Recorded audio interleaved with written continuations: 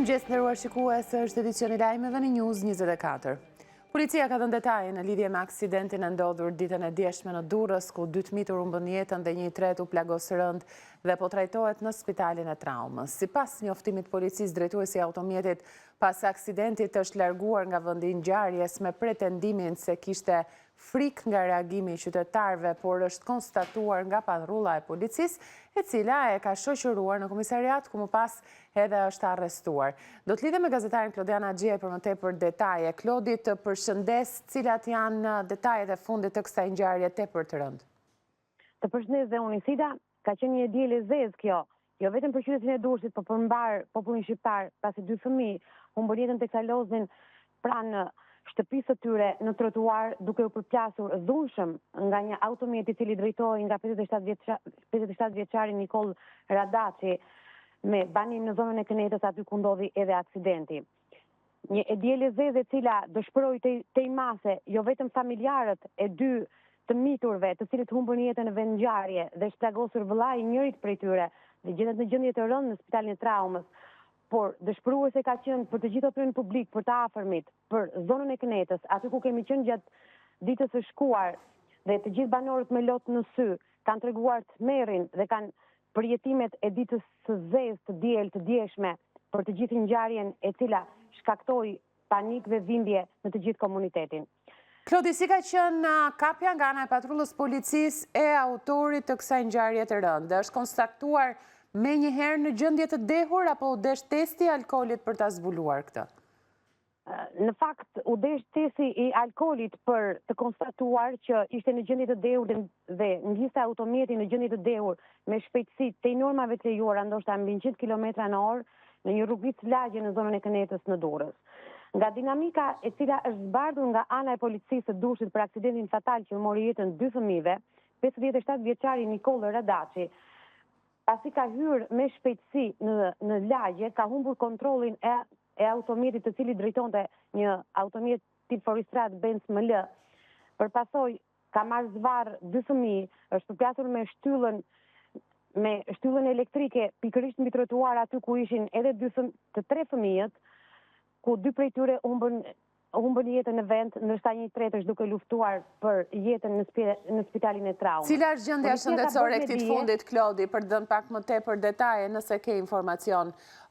Vijon të jetë në gjendje kritike, pra është ende prezent rreziku për jetën? Është ende prezent rreziku për jetën pasi ka pësuar dëmtime të shumta. Nga komunikimi që kemi patur me policinë, në momentin që është shtruar në spitalin e traumës, djali ka qenë me vetë dije, por me dëmtime të shumta në trup, çka e bën gjendjen e tij të rrezikshme, ende është në gjendjen e rrezikshme shëndetësore dhe nuk ka dalë nga rreziku për jetën, sipas burimeve policore.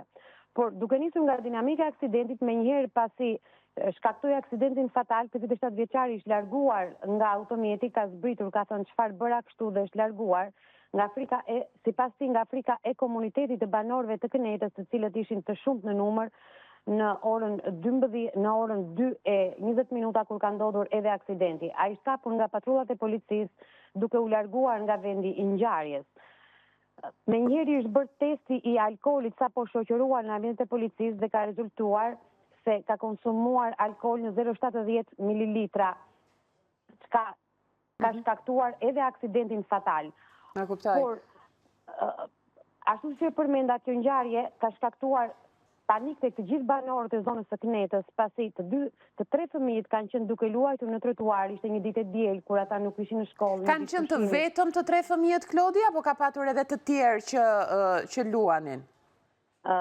Në atë moment kanë qenë 4 fëmijë në trotuar, të cilët kanë qenë duke luajtur me top, dhe njëri prej tyre nuk është prekur nga rrezja e automjetit, ndërsa 3 të tjerë janë prekur nga rrezja e automjetit dhe kanë qenë pikërisht 2 vëllezrit, 8 dhe 10 vjeçar, 8 dhe 10 vjeç dhe një më i rritur 12 vjeç.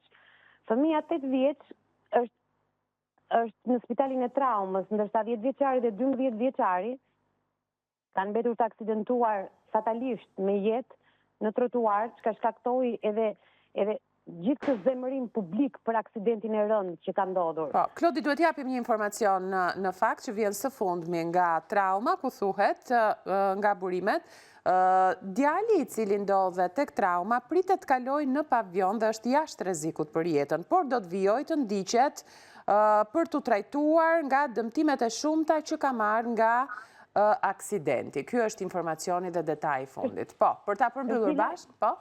Është një lajm i mirë ky për familjen e tij, pasi njëri prej vëllezërve, vllai i madh i tij, tashmë kryet ceremonia mortore në orën 12, ndërsa pritet që të mbërrijë nga Italia edhe prindrit e tij, pasi babai gjendej në Itali së bashku me nënën ku kurohet nga një sëmundje e rëndë dhe kanë marrë edhe njoftimin e aksidentit të rënd të djalit të tyre kanë marrë pikërisht në një spital në Itali ku ai po merrte kurimin. Në orën 2 pritet që të jetë edhe ceremonia mortore të 2 djemve, të cilët u aksidentuan dje në orën 14:20 në zonën e Kënetës në Durrës. Klodi, faleminderit për informacionet. Faleminderit juve. Mirë, ky ishte lajmi më i fundit lidhur me ngjarjen tragjike ndodhur mesditën e djeshme në zonën e Ish-Kënetës në Durrës. Për çdo informacion tjetër të minutës fundit mund të klikoni në balkanweb.com, ku mund të merrni mund të na ndiqni përmes live streamit, si në kanalin ton zyrtar në YouTube News 24 Albania. Ju falenderoj për vëmendjen tuaj, miru takofshim.